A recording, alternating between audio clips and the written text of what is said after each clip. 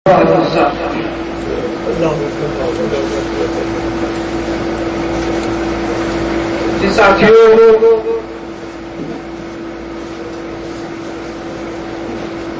آپ نے اللہ وحدہ لا شریک کے کلام پاک کے اصول سماعت فرمائی ہے. رمضان صاحب نے اس کو پیش کیا اور اس کا ترجمہ یا آپ لوگوں نے سماعت کیا. اللہ تعالیٰ نے بنی نوع انسان کے لیے تمام جو چیزیں مہیا کی ہیں جس کی ایک انسان کو ضرورت پڑی. اس طریقے سے ابھی آپ نے سنا انسان کی جس کے لیے چیز ضرورت ہے اس کا بھی اللہ تعالیٰ نے انتظام کیا، اور روح کی بھی ایک ضرورت ہوتی ہے، اس روح کا بھی اللہ تعالیٰ نے انتظام کیا ہے. اور اللہ تعالیٰ نے اس دنیا میں انسان کو بھیجنے کے بعد روح کے تعلق سے جو تمام چیزوں کی ضرورت پڑتی تھی وہ اللہ تعالیٰ نے قرآن کے اندر وہ تمام احکام صادر کر دیے ہیں اور واضح احکام ہم کے اندر کھول کے بتا دیے کہ تم اگر ان پر عمل کرو گے، ان کے ساتھ اپنی زندگی گزارو گے تو ایک بہترین زندگی تمہاری ہوگی. جیسا کہ ابھی آج چل رہی علم کے حوالے سے تو اللہ تعالیٰ نے علم کے لیے جو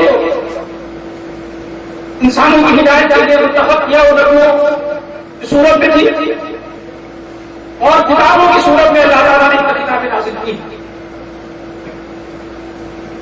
جان کی جدوں کا سلسلہ تو ختم ہو گیا ہے، لیکن اس علم کو، اس ہدایت کو اب کون لوگ ہیں جو ہم تک پہنچائیں گے؟ وہ کون لوگ ہیں جو اللہ کے علم کو اور نبی اکرم صلی اللہ علیہ وسلم کی تعلیمات کو بڑی نوع انسانوں تک پہنچانے کی ذمہ داری کس میں؟ جیسا کہ اللہ تعالیٰ نے مجھے فرمایا کہ انما یخشی اللہ من عبادہ العلماء، کہ اللہ سے اس کے وہی بندے رہتے ہیں جو علم رکھتے ہیں، اور اللہ کی معرفت کو، اللہ کے علم کو پہنچانے کا جو ذریعہ ہے جس دور کے اندر وہ علماء ہمیں اللہ کی معرفت کو، اللہ کے علم کو نبی اکرم صلی اللہ علیہ وسلم کے واضح تعلیمات سے آگاہ کرتے ہیں.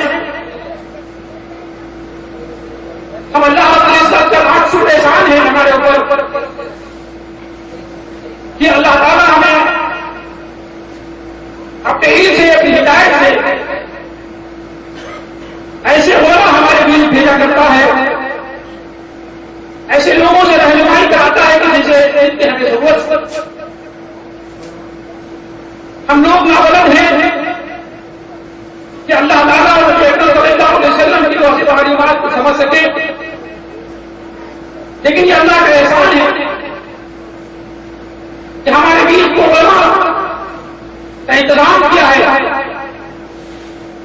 جو اللہ تعالیٰ کی اس ہدایت کو، اس روشنی کو ہم کو پہنچاتے ہیں اور صحیح کاموں میں اللہ سے ڈرنے والے وہی لوگ ہیں جو اللہ کے بارے میں رکھتے ہیں. اسی سلسلے کی اللہ کی عنایت ہے کہ ہمارے بیچ میں ہمارے شیخ نعیم اللہ حفظ اللہ موجود ہیں، اور اللہ تعالیٰ کا یہ خصوصی کرم ہے، ایک انعام ہے کہ جو علماء ہمارے بیچ موجود ہیں. اللہ تعالیٰ کا بڑا ہی کرم ہے، اور مزید اس پر اللہ کا احسان ہے کہ ایک ہی دو علماء پر قناعت نہیں کی ہے، بلکہ وقتاً فوقتاً جب بھی اللہ تعالیٰ سمجھتا ہے ہمیں ہدایت سے ہمارے اور بھائیوں کی ہدایت کے لیے کوئی ضرور یا علم اٹھے میں تمام کے ساتھ گزارش کرتا ہوں اپنے شیخ صاحب سے کہ وہ آئے اور ہمیں اللہ تعالیٰ صلی اللہ علیہ وسلم کی محبوبہ سے تعلیمات اور ہدایت کی طرف رہنمائی کریں، اس کی ہمیں سب ضرورت ہے۔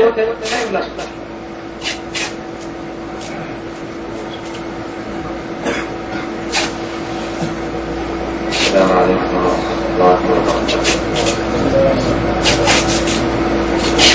الحمد للہ والصلاة والسلام على أشرف الأنبياء سيدنا ونبينا محمد وعلى آله وصحبه الأصفياء ومن تبعهم بإحسان ومن والاه. أعوذ بالله من الشيطان قل هل يستوي الذين يعلمون والذين لا يعلمون إنما يتذكر أولو الألباب. وقال النبي صلى الله عليه وسلم خيركم من تعلم القرآن وعلمه. قال في مقام آخر خير الناس قرني، وفي رواية أخرى خير القرون قرني ثم الذين يلونهم ثم الذين يلونهم. حضرات گرامی،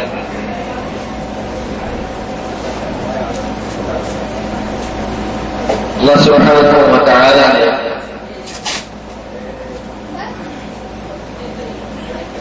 اپنا فضل اور احسان کیا جب جناب محمد رسول اللہ صلی اللہ علیہ وسلم کو انسانیت کی ہدایت کے لیے بشیر اور نذیر بنا کے مبعوث کیا. انسانیت کی حالت کیا تھی؟ اللہ سبحانہ و تعالیٰ قرآن مجید میں خود اس کا ذکر فرماتے ہیں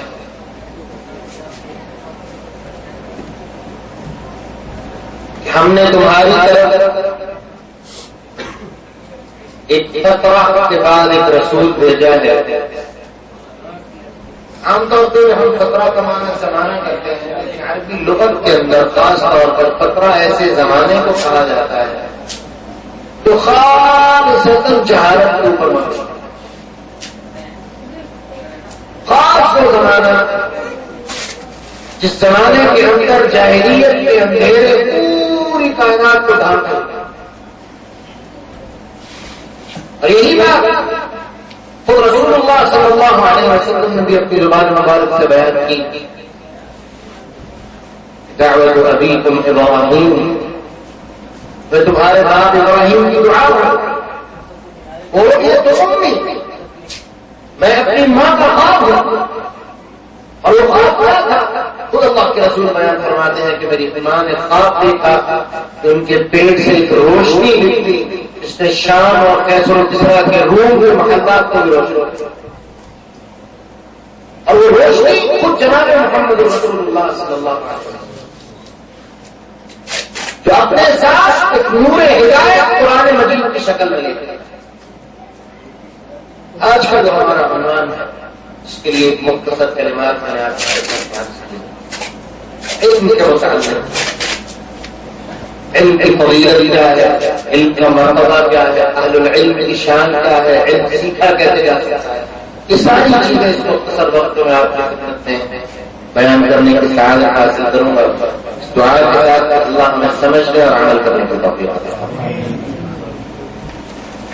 رسول اللہ صلی اللہ علیہ وسلم کے بعد یہ بات طے ہو گئی کہ قیامت تک نہ تو کوئی نبی آئے گا نہ کوئی نبی آنے والا ہے، اور اگر کوئی ایسا دعویٰ کرتا ہے وہ کذاب اور دجال اور غسار ہے، واجب القتل ہے، تو نبوت کا دعویٰ کرنے کا طریقہ. لیکن 1400 سال گزر گئے، ابھی کتنا زمانہ اور قیامت تک باقی ہے کہ اللہ کو پتہ۔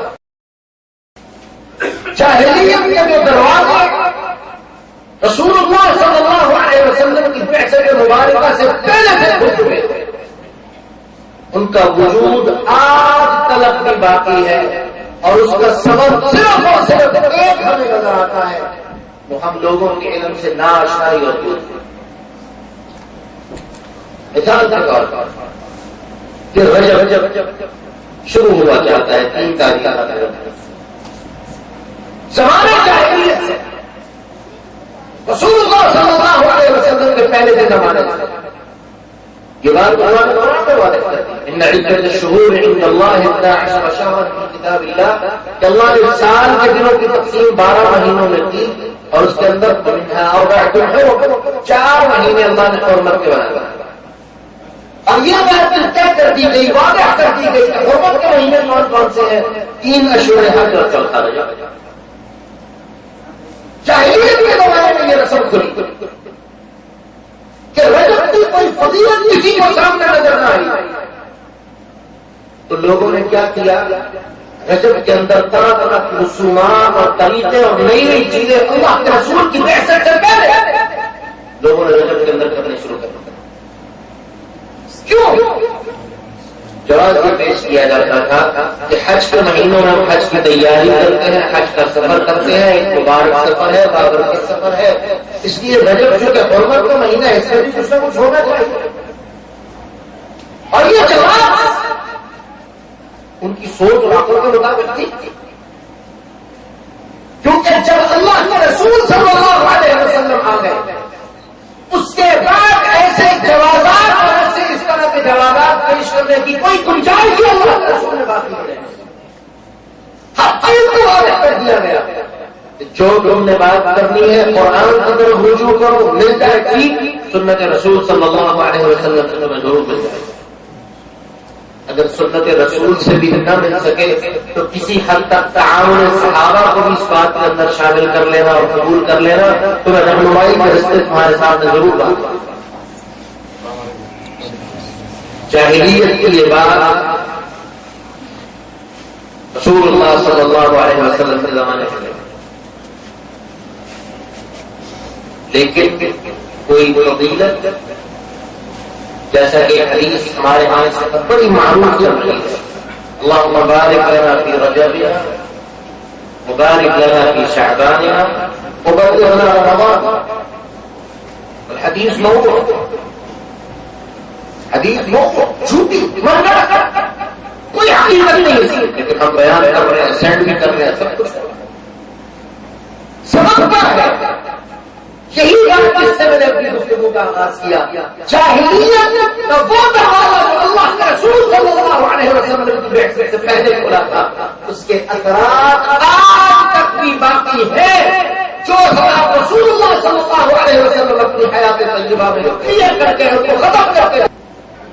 صحابہ کرام صفہ پہ بیٹھ کے، مسجد نبوی پہ بیٹھ کے، صف و قدم میں رسول اللہ صلی اللہ علیہ وسلم کی حفاظت کے اندر رہتے ہوئے جو علم سیکھا اس کو پھر کائنات کے کونوں کونوں تک پہنچایا، لیکن جاہلیت اپنا اثر تب بھی باقی رکھتے تھی، آج بھی۔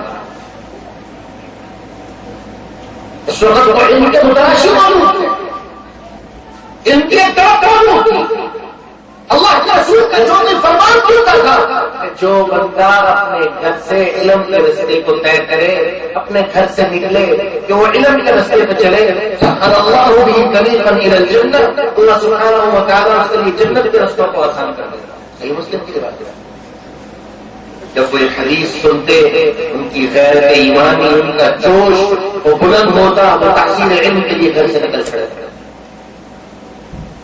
لیکن آج ہمیں اس بات سے کوئی فکر اور فرق نہیں پڑتا کہ اللہ کے رسول صلی اللہ علیہ وسلم کی طرف تو جھوٹی بات منسوخ کر کے ہم تک پہنچا دیں، اور ہم بڑی محبت سے کہا کہ بس دیکھتے اللہ کے رسول کا فرمان ہے، دیکھتے اسألوا اہل الذکر ان کنتم لا تعلمون، اہل العلم سے سوال کیا کرو اگر تمہیں نہیں پتا، بالبینات والزبر، اور اللہ نے عقیدت کا درجہ علم کا قائم رکھا اور ساتھ حکم دیا اہل العلم سے بھی سوال کرنا تو یہ نہیں کہنا کہ مولوی صاحب آپ کی رائے میرے لیے قرآن و حدیث کی طرح حجت ہے، بالکل بھی نہیں۔ میں بالبینات والزبر مولوی سے بھی جا کے سوال کرنا ہے، عالم سے، علامہ فخامہ جو مرضی ہے، اس کی عظمت علی الرأس والعین، لیکن اس سے جب سوال ہوگا تو ساتھ کھلے لفظوں میں کہا جائے گا ہاتھوں برہانکم، آپ جو جواب دے رہے ہیں اس کی دلیل بھی ذرا ہمیں دے دیجیے، کیونکہ یہ دین کا معاملہ ہے۔ ہم بے خیالی میں اپنے رسول جناب محمد رسول اللہ صلی اللہ علیہ وسلم کی طرف تو جھوٹی بات منسوخ نہیں ہے، لیکن اس کے باوجود عبداللہ ابن سبا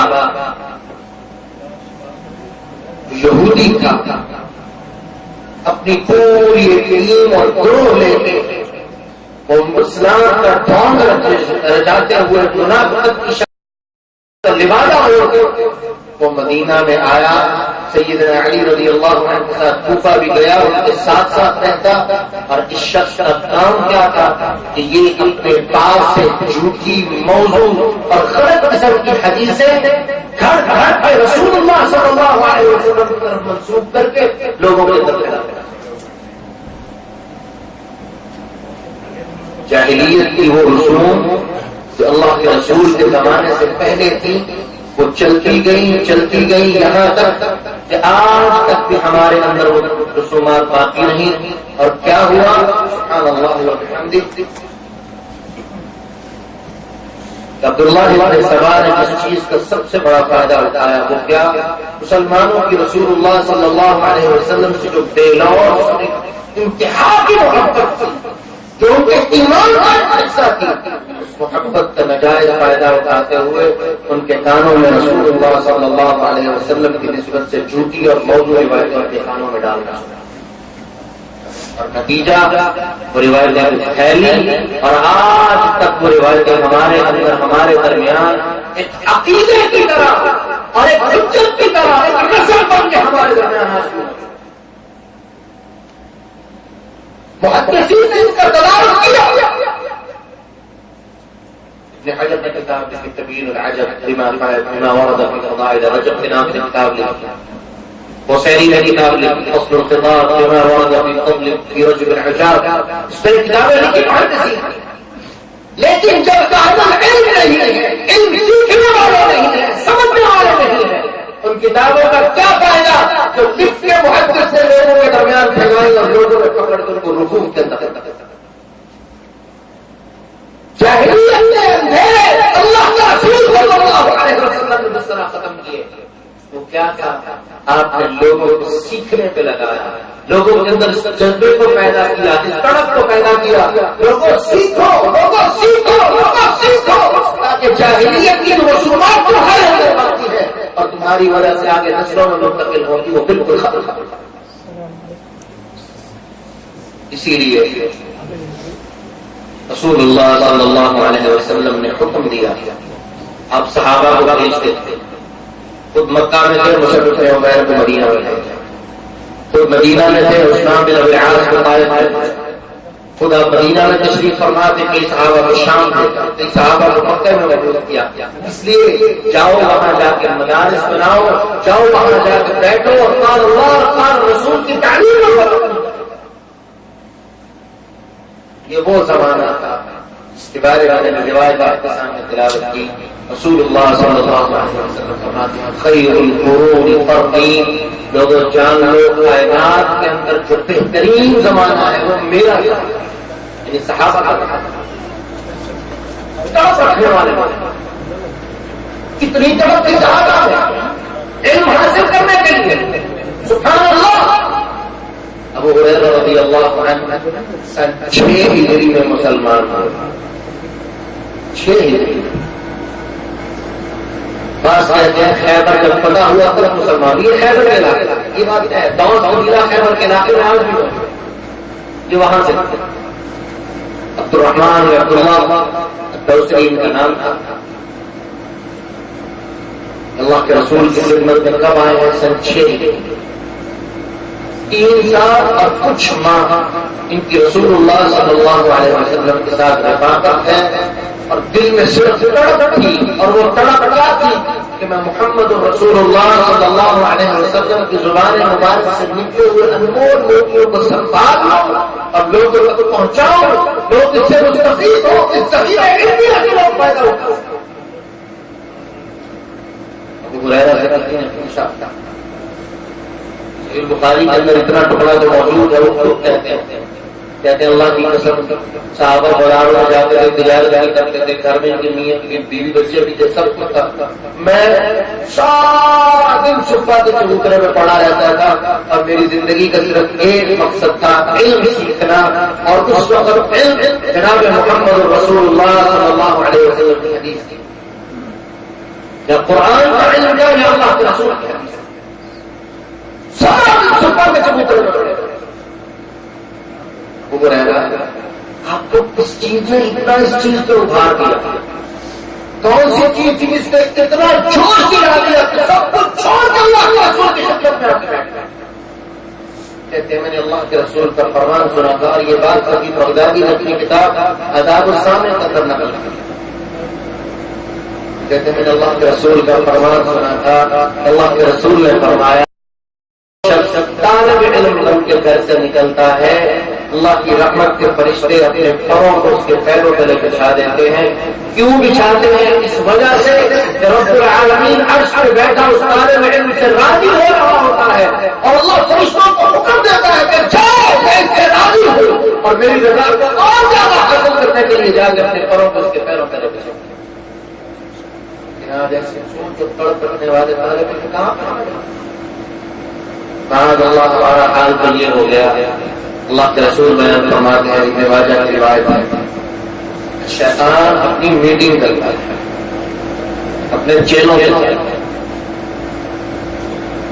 سے رپورٹ لیتا ہے، ہاں تیری یہ ڈیوٹی تھی، کیا کر کے آیا، تو کیا کر کے آیا، رپورٹ پیش کرو، پروگرام پیش کرو۔ کوئی کہتا ہے میں نے میاں بیوی کو لڑا دیا، کوئی کہتا ہے میں نے بھائیوں کو لڑا دیا، اور سب کو تبکیے دیتا ہے شہوت۔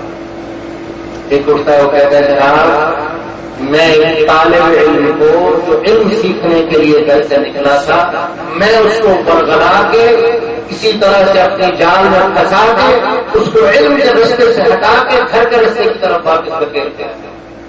اللہ کے رسول بیان فرماتے ہیں شیطان اپنی جگہ سے اٹھ کے جا کے اس کو گلے لگا کے کہتا ہے اللہ کی قسم کہ جو تو کام کر کے آیا ہے اس سے بڑا نقصان انسانیت کے لیے کوئی نہیں۔ آج ہم اس نقصان میں قل هل يستوي الذين يعلمون والذين لا يعلمون، کیا جاہلیت اور علمیت آپس میں برابر ہو سکتی ہے؟ کبھی نہیں۔ ہم لوگ مانا ہمارے پاس دنیا کی بڑے ضرور بڑی مشاکل ہر بار کی شکل میں طرح طرح کے مصارف ہمارے سر میں موجود ہیں، لیکن میرے بھائی اللہ کے رسول نے یہ تو نہیں کہا سب کچھ چھوڑ کے تم حاصل کرنے بیٹھ جاؤ۔ آپ نے فرمایا جو شخص صحیح بخاری کی روایت ہے، اللہ کے رسول صبح کے وقت مسجد میں تشریف لائے، صحابہ طرح طرح سے بیٹھے اپنے اپنے کام اور اذکار میں مشغول تھے۔ آپ نے فرمایا صحابہ افراد بتاؤ اگر تم میں سے کسی شخص کو یہ کہا جائے کہ وہ ابھی مسجد سے نکلے اور عقیق تک جائے، عقیق مدینہ سے 13 کلومیٹر پیاری چھوٹی سی بستی، مدینہ سے باہر نہیں چھوٹی سی بستی، اور وہاں جا کے اس سے کچھ نہیں کرنا، صرف عقیق جانے میں ہی اس کو 10 سرخ اونٹ جو ہیں، یا ایک روایت میں 100 کا لگ جاتا ہے، 100 سرخ اونٹ مل جائیں گے، کوئی کام نہیں کرنا، صرف مدینہ سے نکلنا عقیق چل جائے بس۔ تو وہ شخص کے بارے میں بڑا خوش قسمت آدمی ہو جس کو بغیر ہاتھ پیر ہلائے اتنا مان ملنا چاہیے۔ فرمایا جان لو، قسم جان لو کہ تم مسجد میں بیٹھ کے اللہ کی کتاب میں سے ایک آیت اور دوسری روایت سے 10 آیتیں، ایک والی روایت کو ہم بنیاد بنا لیں۔ اللہ کے رسول فرماتے ہیں تم مسجد میں بیٹھ کے صرف ایک روایت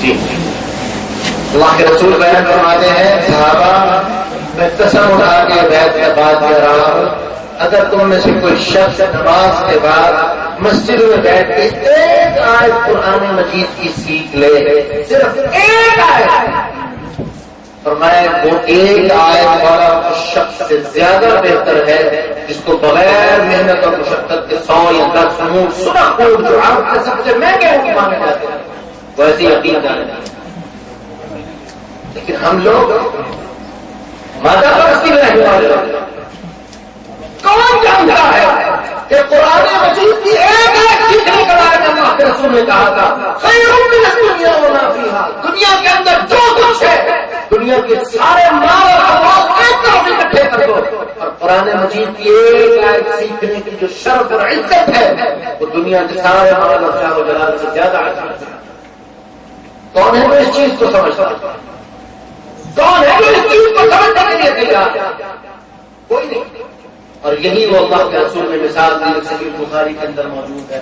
رسول اللہ صلی اللہ علیہ وسلم بیان فرماتے ہیں آپ نے فرمایا لوگوں علم والے کی مثال اور بے علم کی مثال اور وہ لوگ جو علم کی قدر کرتے ہیں ان کی مثال اور وہ لوگ جو علم کو ضائع کر دیتے ہیں ان کی مثال بارش کی طرح ہے کہ بارش آتی ہے وہ زمین پہ برستی ہے تو اللہ کے حکم سے ایک زمین ہے جس سے سبزہ ہوتا ہے فصلیں اگتی ہیں اناج ہوتا ہے اس اناج سے دنیا مستفید ہوتی ہے اور وہی بارش ہے کہ دوسری زمین پہ برستی ہے تو وہاں سے سبزہ وغیرہ اگنے کی بجائے کیا ہوتا ہے فضول طرح کی چیزیں جو جانوروں کے کام میں نہیں آتی بالکل بیکار اور فضول علم جو نفع بخش علم ہے آسمان سے جب وہ بارش کی شکل میں اترے گا جس چیز کے اوپر برسے گا اللہ رحمتوں سے نواز کرے گا. یہی اللہ کے رسول دعا کرتے ہیں اللهم انفعنا بما علمتنا وعلمنا ما ينفعنا. اللہ جو علم تو نے ہمیں دیا ہے اس علم کو ہمارے لیے نفع والا اور فائدے والا بنا دے. وعلمنا ما ينفعنا اور اللہ ہمیں وہ علم عطا فرمانا جو ہمیں فائدہ دینے والا ہے. اگلی دعا جو رب العالمین نے اپنے رسول علیہ السلام کو سکھائی ہر نبی نے اپنے اپنے جو دعائیں کی ہر نبی نے جو دعا کی وہ موجود ہے. کوئی دعا کیا کر رہا ہے اللہ میرا بیٹا میرے بیٹے کو بچا لے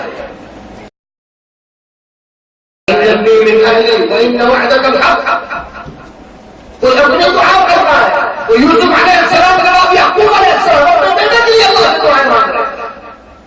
جب محمد رسول اللہ صلی اللہ علیہ وسلم کی باری آئی تو رب العالمین نے وحی منزل کے ذریعے سے یہ بات میرے رسول کو سکھائی کہ میرے رسول میرے محبوب جب آپ نے دعا کرنی ہے تو کیا کرنی ہے ربی زدنی علما اے اللہ میرے علم کر. یہ ہے علم کا مطلب. اب اللہ کے رسول نے اسی حدیث کے دوسرے ٹکڑے میں بیان فرمایا ہے وہ لوگ جو علم سے فائدہ نہیں اٹھاتے ساتھ ان لوگوں کی طرح ہے. بارش آئی ایک قوم کو بارش کا انتظار تھا اس قوم نے بارش کی آمد کا بندوبست کیا تھا انہوں نے حوض بنایا بڑی محنت سے کہ بارش آئی وہ پانی اس حوض کے اندر ٹھہر گیا. لوگوں کو جب ضرورت پڑتی اس حوض سے پانی نکالتے اور استعمال کرتے. اور ایک وہ قوم کہ بارش آئی ان لوگوں نے اس کی قدر نہ کی اور وہ بارش پانی بہتا بہتا ندی نالوں میں بہتا بہتا کہیں کہیں چلا. آج علم ابرت و مفقود کبر اڈی موضوع کو وہاں میرے جیسے جاہل آپ کے سامنے عالم بنے بیٹھے. اللہ کے رسول نے قیامت کی نشانیاں میں بات بیان کی کہ لوگوں کو اللہ سبحانہ و تعالی ينتزع العلم من العباد. اللہ لوگوں میں سے علم کو اٹھا لے. صحابہ نے کہا اللہ کے رسول وہ کیسے فرمایا یہ نہیں کہ اللہ لوگوں کے دلوں سے علم کو نکال لے گا. قبض العلماء اللہ جو نیک صلحاء امت ہوں گے علماء ہوں گے جو صحیح عالم کہلوانے کے حقدار ہوں گے اللہ ان کو اپنے پاس واپس کرا. آج کتنے علماء جن کے ہم نام سنتے ہیں ہمارے قریب کی باتیں لیکن آج ان کی باتیں ہم کرتے ہیں اور وہ ان کے بارے میں وہ اس سے پچھلے لوگوں کی باتیں ہمیں سنایا کرتے ہیں ہمارے بڑوں کو سنایا کرتے ہیں. لیکن آج وہ دنیا میں نہیں اور باقی کیا ہے آپ کے سامنے موجود علم کم ہو چکا ہے جہالت بڑھ رہی ہے اور ہماری زبانوں میں شکوے کس چیز کے شکوے؟ ایک بدعت عام ہو رہی ہے، خرافات عام ہو رہی ہے، شرک بڑھ رہا ہے، دنیا کے اندر سے امن جا رہا ہے وغیرہ۔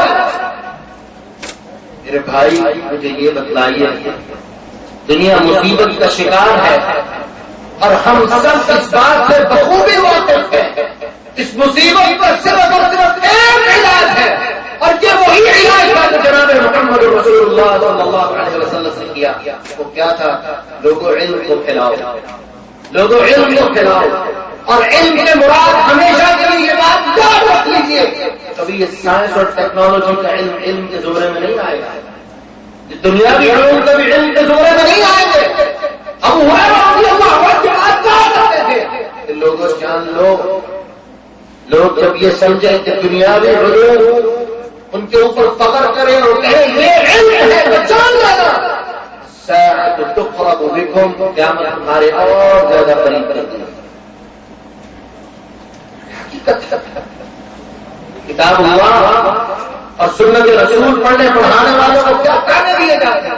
بقیہ سے علم، پرانا، یہ تو بالکل پرانی سوچے اور پروڈکٹ ٹائپ کی سوچے لے کے بیٹھا ہوتا ہے۔ اعوذ باللہ، سب سے کعبہ کی قسم، آج سے اسٹیج گزرے گا اس کے اندر بھی، اگر ایک معمولی سا عالم گزارا مشاہرہ علاقے کے بڑے بڑے جو حضرات ہیں ان کی مجلس میں چلا جائے، تو سارے کے سارے کھڑے ہو کے اس کا علم استقبال کرنے کے لیے، اس کی تقریم کرنے کے لیے کھڑے ہو جائیں گے۔ کیوں؟ رب العالمین نے فیصلہ کر دیا ہے کہ اللہ علم دے گا اس کو، اس کے سینے میں کتاب اللہ موجود ہے، محمد رسول اللہ صلی اللہ علیہ وسلم۔ اور جب زمانے سے ان دو چیزوں کی قدر ختم ہو جائے تو اس وقت وہی ابو ہریرہ کی بات کہ اس وقت کیا ہوگا، لوگ اس چیز کو علم سمجھنے کے لیے تیار نہیں ہوں گے، اور ان چیزوں کو علم سمجھا جائے گا جو متعلق بالدنیا وامورها، جو صرف دنیا اور اس کے معاملات سے متعلق ہے، ان کو علم سمجھا جائے گا اور ان کو ہی سکھایا جائے گا۔ نتیجہ کیا ہوگا؟ وہی بات جو ابو ہریرہ نے کہی کہ قیامت ہمارے اور زیادہ قریب کر دی گئی ہے اپنے آپ میں۔ علم کیسا جو ہمیں ہمارے رب کے بارے میں آشنائی ہے، تو علم کیسا جو ہمیں یہ پہچان نہ کروا سکے کہ ہمارا خالق و مالک کون ہے اور اس کو ہم پہ کیا کرنا ہے۔ تو علم کیسا جو ہمارے سامنے اللہ اکبر کی صدائیں بلند ہوں اور وہ علم ہمیں اس بات پر مجبور نہ کرے جب اللہ کی صدا پہ لبیک کہتے ہوئے مسجد کے اندر اس کے حضور حاضری دینے کے لیے۔ یہ علم نہیں، یہ جہالت ہے، اور سبب صرف ایک ہے جو میں نے آپ کے سامنے بیان کیا کہ وہ جاہلیت کے دروازے جو اللہ کے رسول کی بعثت سے کھلے تھے وہ آج تک ان کے آثار ہمارے اندر موجود ہیں۔ اس وقت اللہ کے رسول اور صحابہ نے محنتیں کی، ان جاہلیت کے آثار کو مٹا دیا، اور آج ہم نے محنت کرنا چھوڑ دی، نتیجہ جاہلیت غالب آ گئی، جہالا غالب آ گئے، اور زمانے کے اندر سے خیر اٹھ گئی، برکت اٹھ گئی، اور یہ زمانے جن کے بارے میں اللہ کے رسول نے فرما دیا کہ اللہ جن لوگوں پہ قیامت کو قائم کرے گا اولئک شرار الخلق عند اللہ، وہ اللہ کے یہاں بدترین لوگوں کے درمیان، اور ہم دن بدن کسی کی طرف بڑھتے چلے۔ انس روایت ہے رضی اللہ عنہ، قیامت کا دن ہوگا، آواز آئے این جیرانی، میرا پڑوسی کہاں تھا؟ آواز دینے والا کون ہوگا؟ رب العالمین۔ ساری مخلوق حیران، یہاں تک کہ فرشتے جرأت کرتے ہوئے سوال کریں کہ اللہ تو خالق ہے، اور تیری عزت کے لائق کیسے کوئی مخلوق میں سے کیا پڑوسی بن کے بیٹھ گئے؟ رب العالمین جواب میں کہیں گے این اعمار المساجد، میری مسجدوں کو آباد کرنے والے کہاں ہیں؟ آج دو بڑی پڑوس کے شرف میں کہاں گئے وہ لوگ؟ آج مساجد خالی پڑی، سبب کیا؟ علم موجود، اور یہ بھی بات اپنے ذہن میں صاف کر لیجیے کہ علم کا لفظ جیسے میں نے پہلے کہا، علم کا لفظ صرف کتاب اللہ پہ آئے گا اور سنت رسول صلی اللہ علیہ وسلم پہ آئے گا۔ اور کوئی چیز علم نہیں کہلائی. اور دوسری چیز مسجد کو آباد کرنے کا یہ مطلب نہیں کہ اذان اور مسجد نمازوں سے بھر جائے اور جب بغاو نہیں گے تو جاہلیت کہاں ملے. اس کا مقصد عبداللہ ابن مسعود رضی اللہ عنہ نے بیان کیا. فرمایا کرتے تھے لوگوں جو اللہ نے قرآن میں کہا ہے انما یعمر مساجد اللہ من آمن باللہ والیوم الآخر کہ مسجدوں کو جو آباد کرتے ہیں حقیقت میں وہ اللہ کو اور آخرت کے اوپر ایمان لے کے آئے ہیں. تو کہا کرتے تھے اس تفسیر کا مطلب یہ ہے کہ مسجدوں کو آباد کرو اس طرح سے کہ وہاں طلباء بیٹھے قرآن کا علم سیکھیں, قرآن کا علم سکھائیں اور حدیث اور پڑھائیں. یہ ہے مسجدوں کی آبادی. کیوں کہ مسجد سے ہی ہمیں درس ملے گا کہ قیامت کے دن اللہ کے سامنے کھڑے ہونا ہے اور جواب دینا ہے. مسجد سے ہی ہم اپنے رب کو پہچانیں گے, مسجد سے ہی رات کا درس ملے گا, مسجد سے ہی جاہلیت کے اندر اور علم کے اندر فرق واضح ہوگا. اور جس نے مسجد کا راہ نہیں دیکھا تو دنیا کے اندر بدع میں خواہش جو مرضی اس کو سمجھتا پھرے. رب العالمین کی نگاہ میں وہی ہے. اس کے بعد اللہ نے قرآن میں کہہ دیا مثل الذین حملوا التوراة ثم لم يحملوها. وہ لوگ جو اللہ نے تورات دی اور انہوں نے تورات کی قدر نہ کی مثل الحمار يحمل اسفارا. یہ تو گدھے ہیں جن کے اوپر بوجھ لاتا ہے. آئیے علم کی قدر کی یہ موقع, یہ لحظات, یہ غنیمت ہے. ہم سیکھنا چاہتے ہیں, سکھانے والے موجود ہیں, سیکھنے کے مراکز موجود ہیں, لیکن کہ ہم سیکھنے کی طرف آئیں, علم کی طرف آئیں, یہ اپنے دل میں تڑپ پیدا کرتے ہوئے کہ یہی وہ چیز ہے جس کے ذریعے سے ہم اپنے رب کو صحیح معنوں میں پہچانیں گے. اور جب اپنے رب کو پہچانیں گے من عرف نفسه فقد عرف ربه. یہ حدیث تو موضوع ہے لیکن محاورے کے طور پر صحیح بات ہے. جس نے اپنے آپ کو پہچان لیا, اپنے نفس کی حقیقت کو پہچان لیا. رب العالمین قرآن مجید میں کہتے ہیں فی انفسکم افلا تبصرون. میں نے تمہارے جسم کے اندر کتنی نشانیاں رکھی ہیں لیکن تم غور و فکر نہیں کرتے. اپنے آپ کی طرف دیکھیے. جب انسان اپنے آپ کو سمجھنا شروع کر دے گا رب العالمین کی حقیقت اس سے منکشف ہوتی جائے گی. اس کے لیے علم کی ضرورت ہے. اور ایک آخری حدیث بیان کرنے کے بعد ختم کرتا ہوں. کائنات والوں, یہ علم کوئی معمولی چیز نہیں. رسول اللہ صلی اللہ علیہ وسلم اتنی بڑی مسند اور عظمت دے کے گئے. یہ بات تو طے کر دی گئی کہ قیامت تک اب محمد رسول اللہ صلی اللہ علیہ وسلم کے بعد کوئی نبی نہیں آئے گا. لیکن اللہ کے رسول نے اپنی زبان مبارک سے بات بیان فرما دی. العلماء ورثۃ الانبیاء, جو اہل العلم ہے یہ انبیاء کے وارث ہیں. یہ کوئی معمولی مسند نہیں, یہ کوئی معمولی مقام نہیں. آئیے دعا کرتے ہیں اے اللہ نے انبیاء کا وارث بننے کی توفیق عطا فرما. اے اللہ نے علم سیکھنے اور سکھانے کی توفیق عطا فرما. خیرکم من تعلم القرآن وعلمه. فرما تم سب میں سے اچھا ہوا جو قرآن سیکھے اور سکھائے. اللہ ہمارا شمار ان لوگوں میں فرما دے. وآخر دعوانا الحمد للہ.